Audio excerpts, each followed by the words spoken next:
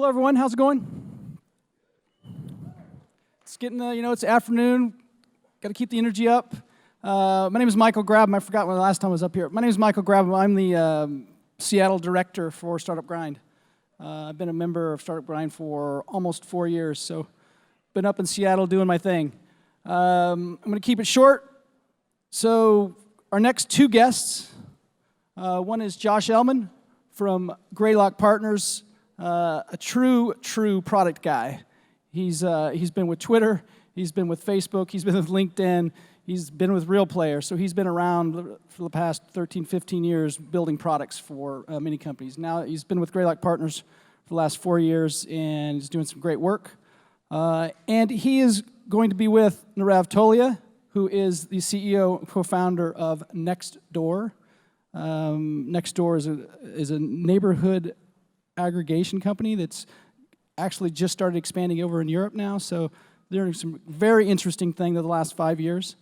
So without any further ado, let's give a huge warm welcome for Josh Elman, Nirav Tolia.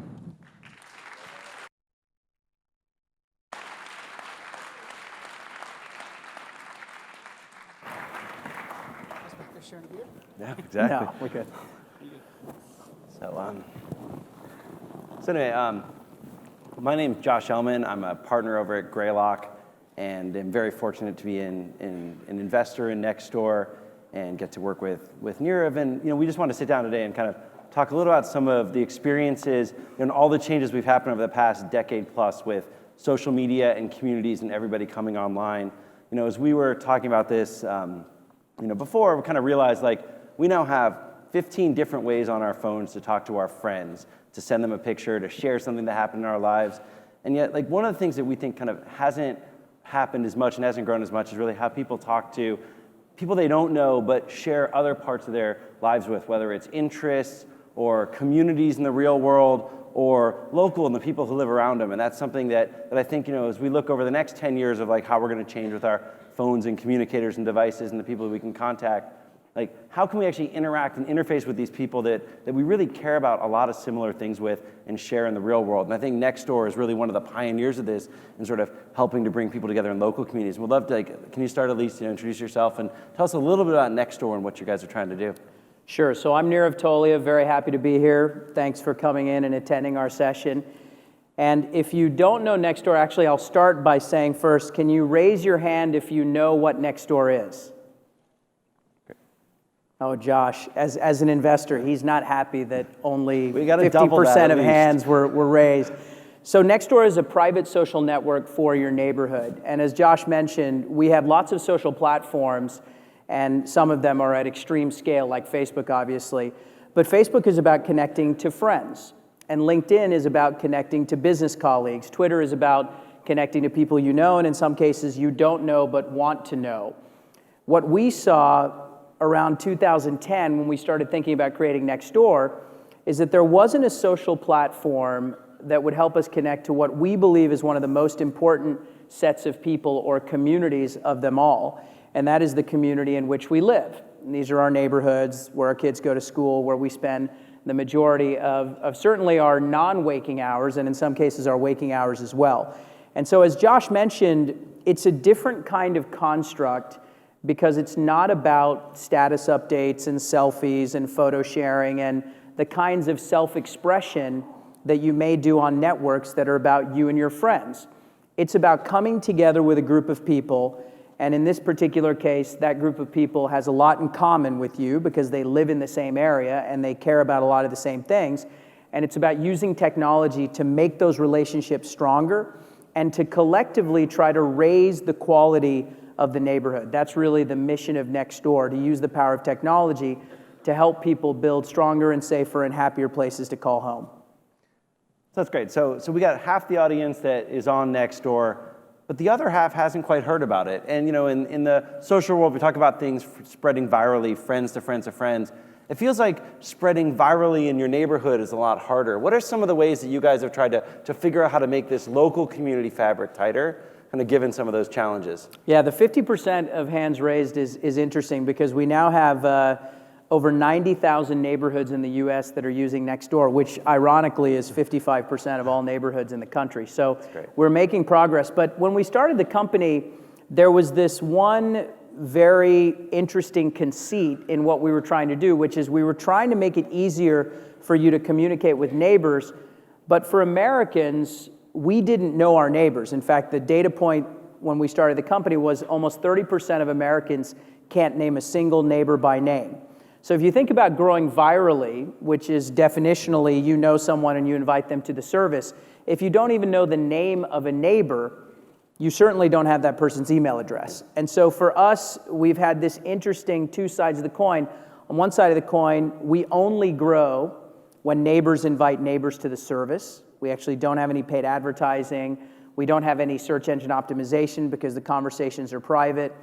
But on the other side of the coin, neighbors don't know each other. So how do we actually still grease the wheels when neighbors want to get their neighborhoods on Nextdoor? And one of the interesting things we've done, a very counterintuitive, it's almost sort of an old school tactic, is we allow members of Nextdoor to look at a map of their neighborhood and then click on houses that they would like to invite to the service, and then we pay for postcards to be sent out to those houses, postcard invitations. Actually, at this point, they're not even postcards. We found the conversions were higher if we sent actual letters of invitation. Wow.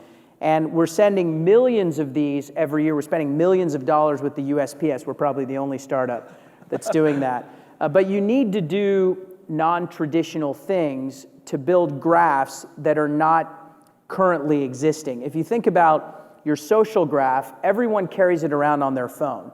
This is why things like Instagram and Snapchat grow extremely quickly. But if you think about the number of neighbors that you can contact with your address book on your phone today, they're probably 2 or 3. But the median size of a Nextdoor neighborhood is 750 households. So that's a different kind of graph, and that's a graph that we've had to build from the ground up. Cool. So you just heard it here, growth hacking through the USPS. I would only recommend that if you have an investor with deep pockets. Always happy to fund great growth.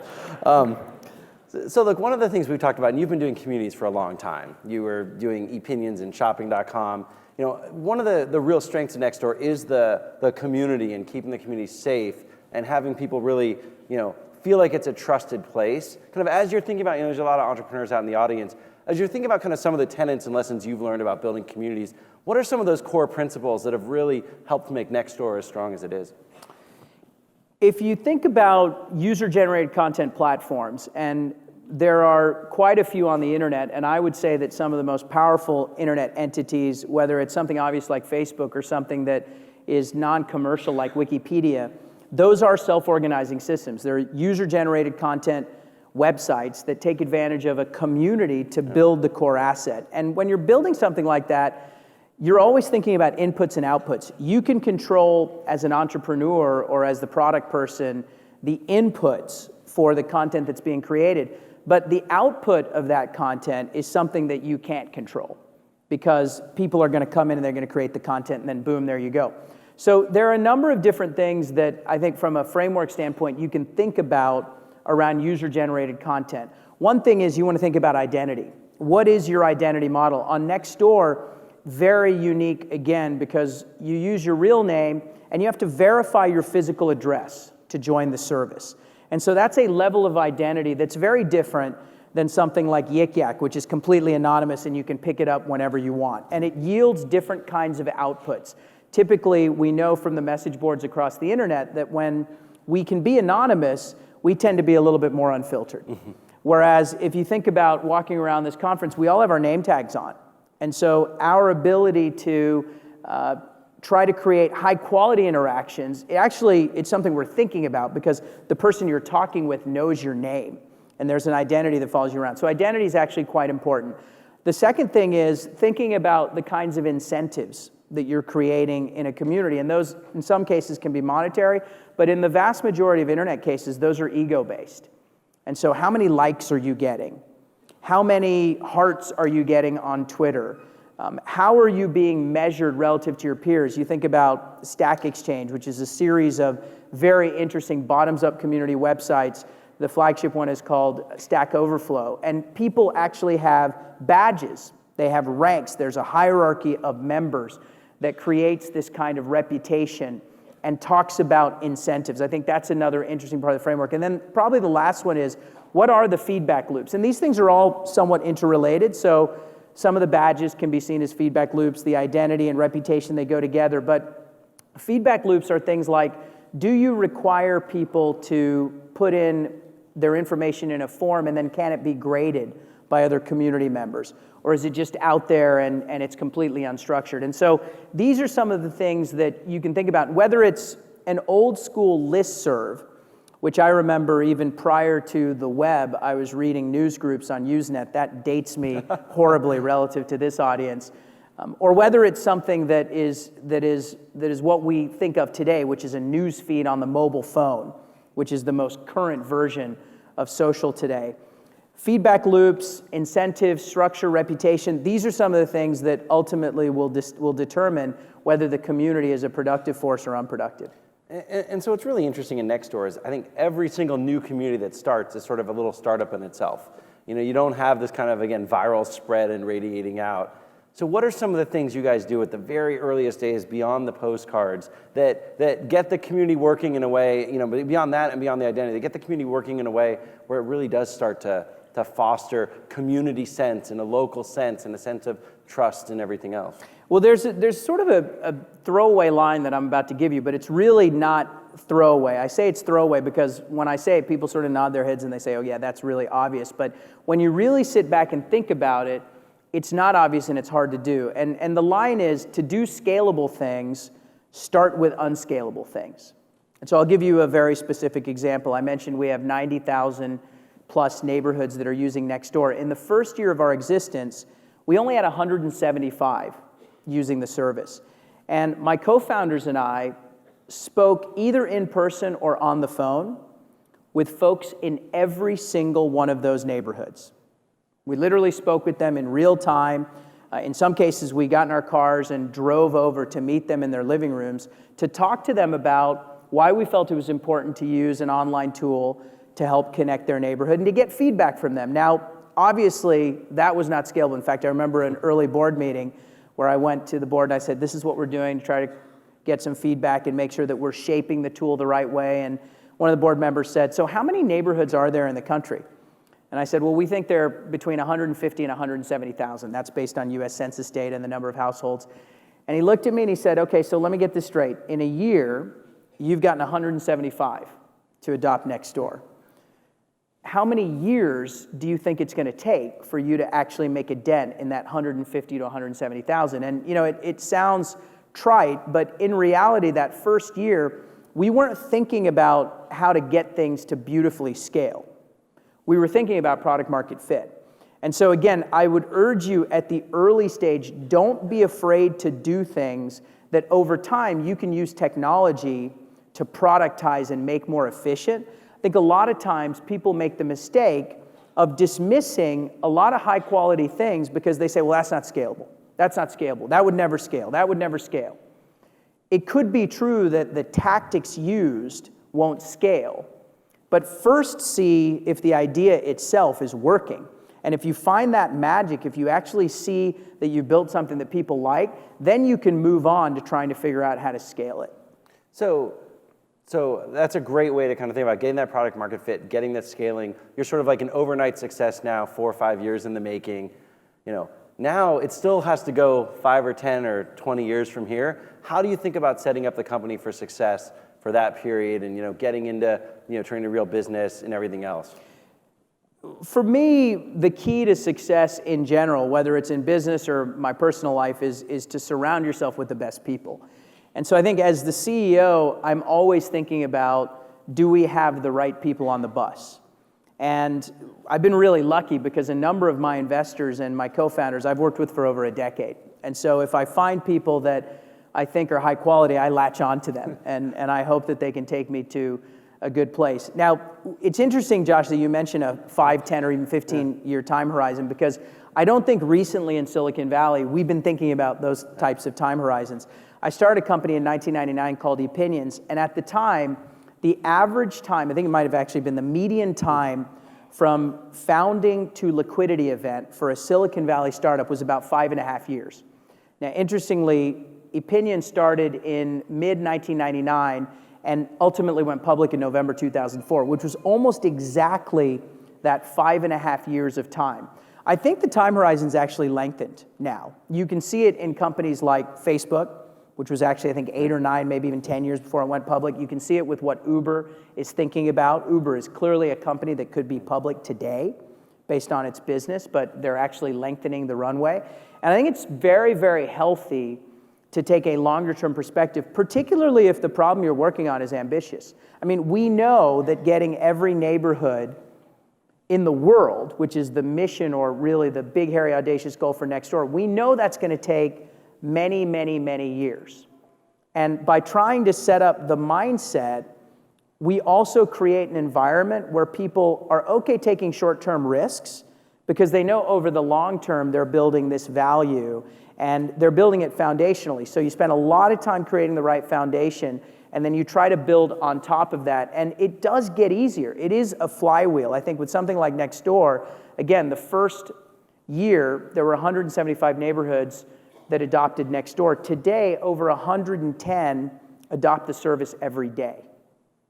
And we have found a way to make it scalable. Now, it's not 1,000 every day, right? Otherwise, every hand would have been raised. So we have a lot of work to do, but we have a long-term mindset because we know that what we're trying to do is extremely ambitious. Well, and so one of the things I think a lot of people might not know about Nextdoor is it started as a pivot from a previous company you'd founded called Fanbase, and it was kind of a pretty radical pivot. And we have a bunch of entrepreneurs in the audience here, who are thinking about, is my own thing working? Should I pivot to something else? How'd you guys go through that exercise and then land on something like Nextdoor? Such a painful period. I've tried to forget most of it. Sorry. I heard this great expression that success is 1,000 failures ending with one really positive thing. And I think to some extent it's true. I mean, you go around and you try things and you beat your head into the wall and you take another direction, you beat your head in the wall again. I had started a company called Fanbase, which was also a user-generated content website. It was an attempt to try to build the ESPN for fans by fans, so a bottoms-up community that would create this sports resource. And we had 15 million users in the first 6 months of the service, so it actually grew extremely quickly. But we didn't feel that we were really resonating with those people, and we knew that it would go 15 million, 14, 13, 12, all the way down to whatever. And so we had to make the difficult decision to pivot, and I think what told you it wasn't resonating? Like that's the hardest thing for anyone to come to terms with. It's a little bit like when I was thinking about whether the woman I was dating was going to be my wife. How do you know? And I think for me, you don't know in one moment. It's a series of different moments, and much like the flywheel, it may start a little quietly, but then it gains momentum. So in Fanbase's case, we realized that what we were doing wasn't working great. So then we try some more things, and it's still not working great. And then we sort of systematically say, okay, well, have we tried this? Have we tried this? Have we tried this? Have we tried this? Let's talk to smart people. And it was never sort of, we just need to be patient. We just need to have stamina.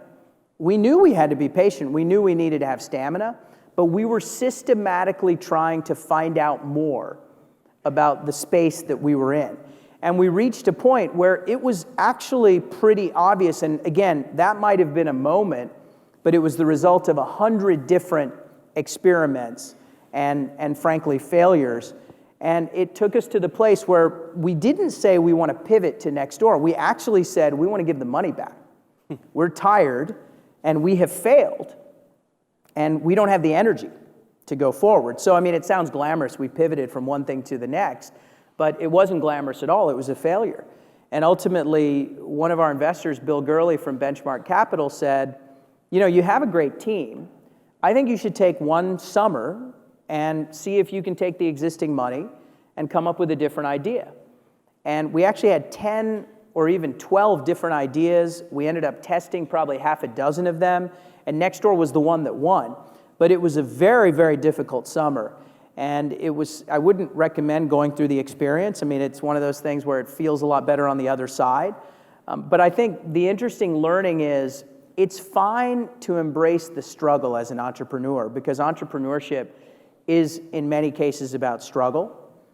But you want to be systematic about, am I learning more about this opportunity that I'm going after? You want to be very systematic about feeling like that's an area where you have to make progress. The metrics may not be progressing because you need a number of different realizations or learnings to make those numbers go up, but that's actually a delayed effect. The thing that shouldn't be delayed is, are you getting smarter? Do you feel like you're developing a stronger thesis? And with Fanbase, no matter what we did, we could not develop a stronger thesis. In fact, the only thing we were learning is we didn't know how to actually grab that opportunity. And thankfully, we're not at that phase with Nextdoor. That's great. And I think Nextdoor is now an amazing case for patience and sort of seeing these networks evolve and really grow, and sort of the secret of long-term thinking after going through all that. So we talk a lot about the learning mindset at Greylock and how founders keep learning is sort of all you can do as you grow into these companies. So thanks a lot for getting up here on stage to share some of the stories of Nextdoor. And hopefully you guys all got something and learning and sort of thinking long-term from all of that. So thank you guys and good luck.